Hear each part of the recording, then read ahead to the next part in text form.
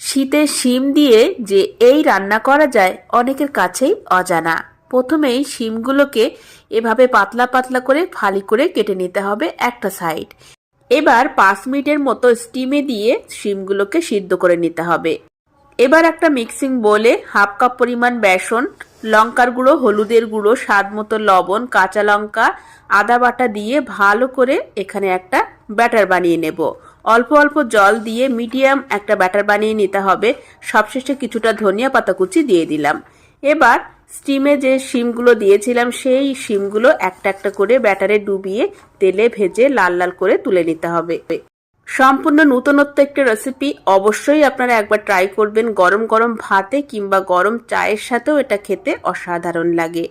রেসিপিটি ভালো লাগলে লাইক করবেন, শেয়ার করবেন এবং চ্যানেলটিকে অবশ্যই সাবস্ক্রাইব করে সাথেই থাকবেন। আজকের মতো সবাইকে টাটা।